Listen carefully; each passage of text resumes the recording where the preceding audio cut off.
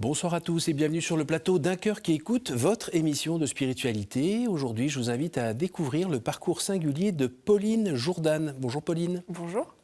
Alors je tiens dans les mains un livre qui s'appelle Rabouni, une rencontre pour tous, paru aux éditions Saint-Léger. Tout à fait. Merci d'être présente avec nous. Votre parcours est un peu singulier parce que, à un moment dans votre vie, une sorte de petite bête sombre a commencé à se développer et à vous pourrir un petit peu la vie, ce qu'on appelle une maladie psychique, tout simplement, Oui. qui, heureusement, grâce au progrès de la médecine, notamment, est gentiment resté un peu plus à sa place. Mais voilà, ça a été un temps assez difficile, qui vous a posé pas mal de questions, et notamment dans la vie de foi, ça a fait que... On le lit d'ailleurs notamment dans ce livre, il y a des passages où on a l'impression que vous prenez la voix de Job pour crier votre colère ou votre solitude, votre sentiment d'abandon. Mais finalement, il était là quand même. Donc on va pouvoir en parler dans un instant. Juste avant, je vous invite à nous lire un extrait de texte de votre choix. Alors, il s'agit d'un extrait d'un texte de Fred, qui est une personne sans domicile près de chez moi. Voici ce qu'il dit. C'est nous qui avançons dans cette vie, qui n'est certes pas facile, mais qu'on se doit de vivre comme elle vient. Il est à nous de trouver la route d'une espérance heureuse. Ce que je souhaitais dire, c'est que nous ne pouvons pas toujours réussir. Pour cause, je suis là, à vous expliquer que des fois, il faut se rendre à l'évidence. Dans cette vie, rien n'est facile. Le moral est touché de plein fouet. Cette vie que l'on ne comprend pas, car nous nous mutinons dans une logique qui ne peut obstruer pourtant la vision de notre chemin de vie. Tout être est plus ou moins seul face à lui-même.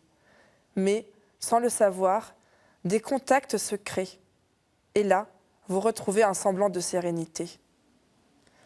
Il vous faut garder le courage dans le cap de cette espérance que vous avez tant cherchée. Comme on me dit souvent, prends une pelle et creuse pour chercher cette espérance que tu ne trouveras jamais ailleurs, sauf dans un seul endroit, qui est bien sûr l'être humain. Pourquoi avez-vous choisi ce texte ? Alors, c'est un texte que j'ai découvert parce que j'ai discuté avec cette personne, Fred, qui me l'a confié. Et j'ai beaucoup été impressionnée par son texte. Et donc, je trouve que ça se rejoint énormément avec ce que je partage dans mon livre. Et donc, je me suis dit que c'était une belle introduction. Qu'est-ce que vous partagez dans ce livre alors ? Eh bien, je partage ce chemin, cette rencontre aussi avec d'autres, avec Dieu, qui est une rencontre qui permet d'aller au-delà de la difficulté. Voilà. L'idée de ce bouquin, elle a germé dans votre tête à quel moment ? Alors, ça s'est fait petit à petit. Ce sont des textes que j'avais écrits anciennement, et puis au fil de l'eau, je les ai étoffés. J'ai ajouté d'autres passages avec des personnes de l'Évangile qui prennent la parole, des apôtres, etc. Donc ça s'est étoffé petit à petit, et c'est à tout dernier cours que je l'ai envoyé des maisons d'édition. Voilà. Alors vous vivez à Grenoble aujourd'hui, mais vous êtes né à Toulouse. Tout à fait. Dans une famille catholique ? Oui. Pratiquante ? Oui, aussi. Donc il y avait toujours cette vie de foi normale qui était présente en vous. Est-ce qu'il y a eu un moment, comme chez beaucoup, une sorte de crise de foi à l'adolescence ? Oui. Voilà, vous avez tout envoyé paître ? Pas mal, oui, tout à fait. C'était oui, l'adolescence. Et c'est revenu à quel moment ? Alors c'est revenu avec Thésée, qui est connu par beaucoup de gens, je pense. Et j'y suis allée à la fin du lycée. Et donc ça m'a permis de renouer avec cette foi simple, épurée du cœur. Voilà. Donc c'est ça qui m'a beaucoup parlé. Et petit à petit, je suis retournée. Voilà. Ça m'a travaillé. Qu'est-ce qui vous est arrivé quand vous aviez à peu près 20 ans ? Quand j'avais à peu près 20 ans, je suis tombée malade. Donc c'était assez difficile. J'ai été diagnostiquée donc, avec une maladie. J'étais hospitalisée 1 mois. Et c'était vraiment très dur les années qui ont suivi. Voilà, c'était vraiment très difficile. Et la peur, la solitude, l'angoisse, tout ça, c'était vos sœurs à ce moment-là? C'était pas facile. Il y avait toute une période, donc on va dire les 2 ans qui ont suivi cette hospitalisation. Oui. Voilà, j'étais vraiment très seule et aussi parce que du jour au lendemain, on nous dit qu'on est malade, que toute notre vie change, tout tombe un peu de haut. Et voilà, on se dit, mais tout ce que j'avais construit avant, tout ce que j'avais fait avant, que je pensais pouvoir réaliser dans ma vie, Oui. tout ça tombe par terre en fait. Oui. Et vous vous retrouvez avec voilà. une étiquette, un numéro, des vêtements comme tout le monde, dans l'endroit où vous vous trouvez, et un peu traité limite comme un objet? Dans l'hôpital? Oui. Oui, non, peut-être pas comme un objet, mais oui, c'était très difficile. Comme la malade, quoi. Comme une malade, voilà. C'est pas facile. Et ça, quand on en a conscience, c'est sûr que c'est violent. Ah oui, c'est très violent, oui. Très violent. Et d'ailleurs, j'ai eu de la chance vraiment de faire confiance aux médecins. Et c'est ça qui m'a vraiment sauvée, en fait, aussi. Et la famille, les amis autour, ils vous ont regardé, j'ai envie de dire, tomber sans rien pouvoir faire ou... Je pense qu'il peut-être... Alors, ma famille était présente. Après, je pense que c'est pas facile. On se sent peut-être assez démunis. Bah oui. Ouais, je pense. C'est un autre cadre. Et on n'en a pas les ficelles, on n'en a pas les règles. Et on ne peut pas rentrer non plus à l'intérieur de la personne pour savoir comment elle le vit.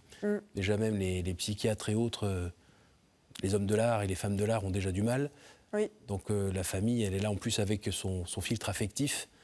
Oui. Donc quand vous y repensez, c'est plutôt une période difficile, sombre. Oui, j'ai passé plusieurs années on va dire dans le noir. C'était pas facile. Et alors, dans ce livre, les moments où vous parlez un peu de ces phases-là, la façon dont vous parlez de votre relation à Dieu, on sent que c'est le grand désert, là. Oui, parce que en fait,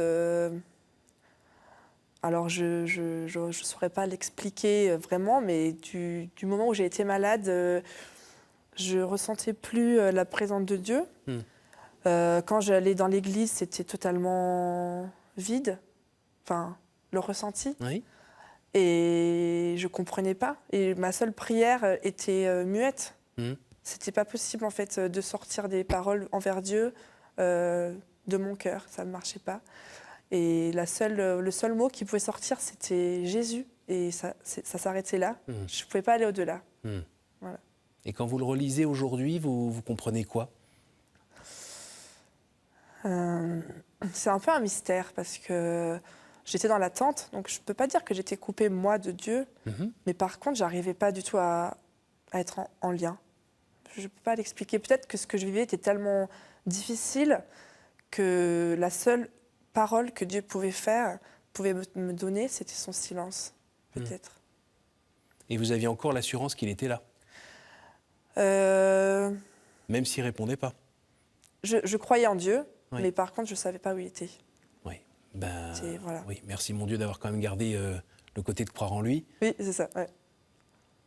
Et quand est-ce que ça a commencé un petit peu à se rallumer? Alors donc j'ai eu beaucoup de combats intérieurs et à un moment donné, je me suis dit, comme j'avais pas fait ma confirmation, je me suis dit peut-être je vais la faire parce que j'ai envie d'aller vers Dieu. Et donc je me suis préparée et puis ça a été un peu une étape importante sur ce chemin qui m'a un peu, alors pas de façon fulgurante, mais petit à petit qui m'a ouverte à cette relation qui s'est recréée. Vous vous souvenez d'étapes, de signes, de choses concrètes dans ces retrouvailles? Par la suite, vous voulez dire? Oui, ou je sais pas, pendant la préparation Alors, pendant la préparation, je me souviens que j'avais écrit une lettre à l'évêque et j'avais dit mes combats dans cette lettre parce que je me sentais vraiment complètement, comment dire, en décalage peut-être Donc du coup, je lui avais partagé ces combats, voilà, que c'était pas facile. Et voilà, que je souhaitais quand même faire ma confirmation. Et puis finalement... Il vous a répondu? Et oui, on s'est rencontrés avec le groupe. Et voilà, il m'a répondu que... C'était bien le moment. Voilà. Et c'était bien utile. Ça pouvait être très utile. Voilà. Et puis après, il y a eu d'autres moments de prière, tout ça, par la suite, qui m'ont aidé à renouer un lien, voilà. Me sentir aimée de Dieu à nouveau. Et aujourd'hui, vous en êtes où? Et aujourd'hui, j'en suis où? Comme je disais, j'ai eu de la chance de faire confiance à la médecine, donc je suis stabilisée depuis déjà une bonne quinzaine d'années. Et dans votre vie de foi, dans votre relation à Dieu? Dans ma vie de foi, j'en suis où? Je fais confiance à Dieu, je lui parle, j'essaye de l'aimer aussi et de lui faire confiance. Et de vous laisser aimer aussi? Et oui. Et ça, oui, ça va ensemble. Alors, ce livre a une construction un peu différente d'autres livres, et tant mieux, hein, ça fait du bien. On alterne entre des parties où vous racontez justement cette expérience de vie, on va dire un peu pénible, mais qui vous permet d'être qui vous êtes aujourd'hui. Tout à fait. Voilà. Et puis avec des passages où vous êtes en train de cheminer avec des personnages de la Bible, notamment Marie-Madeleine. Est-ce que vous pouvez nous raconter un petit peu comment vous avez pu écrire ces parties-là, et puis ce que vous avez cherché à nous dire? Alors en fait, j'ai cherché à raconter des rencontres. Donc pour moi, voilà, une belle rencontre, une des plus belles rencontres avec Jésus dans la Bible, c'est Marie-Madeleine au matin de la résurrection qui rencontre Jésus ressuscité. Et je trouve ça magnifique. Et donc c'est pour ça que j'ai pris un peu cette figure de Marie-Madeleine. Et puis je raconte aussi d'autres rencontres dans la Bible, entre des apôtres, l'appel des premiers disciples. Il y a plusieurs personnages qui s'expriment et qui disent leur attente aussi de cette rencontre avec Dieu, avec quelqu'un. Et il y a des parties qui parlent plus effectivement de mon parcours et de ma rencontre personnelle avec Dieu. Et il y a des rencontres aussi que moi je fais avec des personnes dans la rue ou voilà. Ah oui, il y en a beaucoup. Fragiles, on va dire, en général. Et c'est la thématique, voilà, comme je l'ai dit dans le texte d'introduction de Fred, je trouvais que ce texte de Fred parlait aussi de la rencontre qui nous aide à nous sortir de la difficulté, parce que la rencontre, c'est ça qui nous parle d'amour, en fait. Et c'est l'amour qui nous sauve, de toute façon. Alors, justement, ces rencontres, elles se succèdent, elles sont très belles. Elles sont notamment avec des personnes de la rue, des personnes avec qui la vie n'a pas été forcément tendre. Là, est-ce que vous pourriez nous dire en quoi cette rencontre avec, je mets vraiment des guillemets, précaution oratoire, avec le pauvre, est vraiment source de joie, d'amour, d'enrichissement, et aussi nous permet de grandir dans la foi? Eh bien, moi, je vais partir de moi. Moi, quand je rencontre ces personnes, je me sens réellement pleinement aimée, parce qu'elles sont à mon niveau. Elles cherchent pas à faire une démonstration. Et quand on les rencontre, je sais pas, il y a quelque chose qui se passe de l'ordre de la simplicité, aussi de la vérité. Oui, authenticité. L'authenticité. Et c'est ça qui nous parle d'amour et de qui est l'être à l'intérieur. Et c'est dans le cœur de la personne que l'on peut trouver vraiment la relation. Et les préventions ou les peurs que beaucoup de gens ont de s'arrêter auprès de quelqu'un qui éventuellement est un peu négligé, donc sent pas très bon, vous en parlez vous-même dans le livre, ou bien qui est en train de faire s'il vous plaît, alors qu'en fait il n'est pas à ce point-là, il cherche juste à attirer, il ment un petit peu pour avoir tous ces filtres qu'on a, de la peur d'être embêté aussi par quelqu'un avec qui on nourrit une relation, mais c'est-à-dire que je vais le voir tous les jours, puisque je passe tous les jours devant le magasin. Comment vous êtes passé par-dessus ce qui peut parfois aussi passer pour des fausses excuses? J'en parle un peu dans certains passages. Moi, j'ai aussi ces questionnements, en fait. Et d'ailleurs, je ne m'arrête pas obligatoirement auprès de chaque personne, loin de là. Mais des fois, je le fais. Et ce qui m'a aidé au début à le faire, c'est que finalement, quand je suis tombée de haut là, avec cette maladie, j'étais dans cette position-là, d'être cette personne qui n'a rien et qui a besoin des autres. Et finalement, du coup, je me sens très proche. Et je me dis, mais je ne peux pas rester indifférente, en fait. Alors, des fois, je n'ai pas le temps, des fois ceci, des fois cela, mais des fois, quand je peux ou quand je le sens, j'ai une parole, je m'arrête, je m'assois. J'aime bien le moment aussi où vous partez, le gars n'a pas l'air très bien. Je ne sais plus si vous lui demandez ce qu'il a ou autre, mais s'il dit qu'il a mal, apparemment, c'est pas très clair. Bon, ouais, bon, bah, t'as mal, oui, ok, moi aussi. Bon, il faut que j'y aille parce que je suis un peu en retard. Vous filez, et puis en fouillant dans votre sac, vous vous souvenez que vous avez une fin de Doliprane ou je sais pas quoi. Oui, vous c'est freinez, ça. demi-tour, vous lui donnez, vous lui expliquez un peu ce que c'est. Tout à fait. Et là, il parlait pas très bien français, évidemment, mais là, il y a une relation. Moi, je trouve que c'est vraiment fraternel. Vous êtes les deux enfants d'un même père, et là, vous donnez un coup de main à quelqu'un qui a objectivement mal et besoin, et ça éclaire tout son visage. Et oui, je m'attendais à ce qu'il soit déçu, en fait, en oui. attendant un peu de l'argent, Oui. et je lui donne des médicaments. Non, c'était mieux qu'un billet de 500, c'était pas... Et du coup, il était content. Alors, je ne sais pas s'il était vraiment content des médicaments ou content que je revienne et que je lui parle, mais il était vraiment heureux. Ouais, impressionnant. Donc, vous nous invitez à avoir moins peur et moins d'a priori ? En fait, je ne sais pas si on peut dire d'avoir moins peur. C'est pas un truc que l'on décide, la peur. Donc, c'est difficilement, on va dire, contrôlable. Mais par contre, oui, c'est sûr, ce sont des personnes comme nous. Voilà. Moi, pour être passé d'un état de vie, on va dire normal, où tout va bien, enfin à peu près, à un état de vie où j'étais vraiment dans la galère. Eh bien, je suis restée moi. Donc voilà, n'importe qui peut être cette personne. Oui. On ne sait pas ce qui se vit à l'intérieur. D'ailleurs, le texte de Fred que j'ai lu au début, moi, ça m'a impressionné. C'est un texte très, très élaboré, très beau. Et voilà, en le lisant, on ne s'attend pas à ce que ce soit une personne qui soit... Quand on voit Fred, on ne pense pas qu'il puisse écrire un truc pareil. C'est ça, exactement. Et puis, c'est ce décalage. En fait, on se dit, ce qui se vit à l'intérieur, c'est impressionnant. Voilà. Alors, le pape François nous invite à être toujours plus attentifs aux pauvres, surtout à nous, présents dans les pays occidentaux, dits pays riches. Bon, pays riches, en fait, quand je descends en bas de chez moi et que je regarde à droite ou à gauche, j'ai les pauvres qui sont bien là. Est-ce que il y a le Christ, évidemment, aussi, qui nous invite à être plus près des pauvres. Les saints, ils sont très nombreux aussi. Et notamment, ils nous invitent à voir le Christ dans le pauvre. Est-ce que c'est quelque chose qui vous parle, ça ? Oui. Mais en fait, on peut voir le Christ dans le pauvre, mais dans chaque personne, en fait. C'est pas une distinction. Et évidemment qu'il est dans les personnes en fragilité qui ont cet amour, qui les travaillent, en fait. Ils sont en attente, et aussi en attente de recevoir, de donner aussi, bien sûr. Donc du coup, c'est cet amour qui travaille, qui les rend pleinement pleins de Dieu, d'une certaine manière. Et puis, il ne faut pas se faire des films non plus. Le fait juste de regarder, de sourire et de parler un peu, déjà, c'est déjà ça ?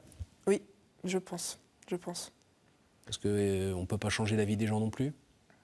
Il ne faut pas se penser super-héros, c'est sûr, on ne l'est pas. Mais un sourire, une parole de gentillesse, dans un chemin, c'est toujours précieux dans un chemin difficile. Ouais. Vous n'avez jamais une petite voix qui vient vous dire que finalement c'est gentil mais c'est pas grand-chose, c'est vraiment une goutte d'eau dans l'océan, à quoi ça sert ? Bon, vous aurez peut-être mieux continuer votre chemin et faire autre chose, quoi. Ah oui, de toute façon, c'est sûr que c'est une goutte d'eau dans l'océan. Et souvent, je me dis, est-ce que je vais... Mais moi, j'ai cet espoir et cette confiance aussi dans ces personnes qu'elles ont des choses à dire. Et ils ont des choses à partager, ouais. Ça, c'est mon parcours, je pense, qui me l'a enseigné aussi, peut-être. Et alors, est-ce qu'aujourd'hui, dans votre vie amicale, familiale, professionnelle, vous avez pris des engagements, je ne sais pas, dans des associations ou pour être plus présent auprès de ces gens-là ? Pas particulièrement. J'aime bien m'arrêter, comme je le disais, de temps en temps dans la rue, auprès de Fred, que je commence à connaître, d'autres. Et puis, voilà. Je n'ai pas d'engagement particulier de bénévolat spécifique. Est-ce que vous pouvez nous dire un mot sur la peur, sur l'anxiété, sur ces zones un peu sombres auxquels nous sommes tous confrontés, mais comme vous avez connu ça d'un petit peu plus près, et ça pouvait être un peu plus effrayant, parce que vous avez une mémoire quand même. Oui, oui, tout à fait.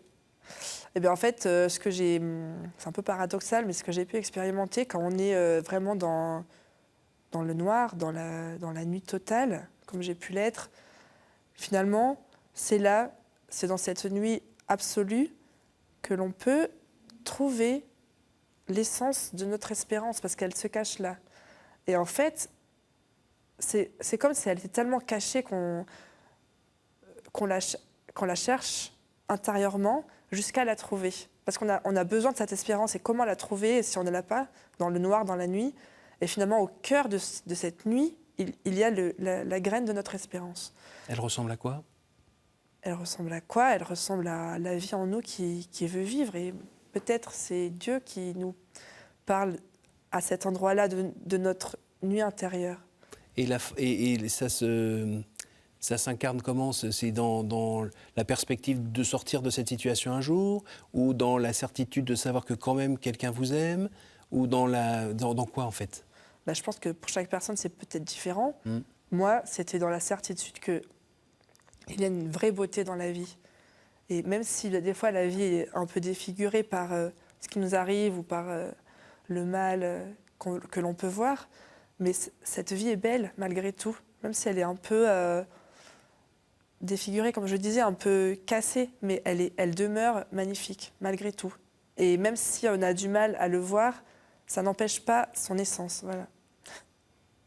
Quand vous voyez le Christ sur son crucifix, tout souffrant, pas juste les deux morceaux de bois qui se croisent, mais vraiment le crucifix avec ce Christ qui est là, la tête penchée, à endurer tout ça, vous voyez quoi?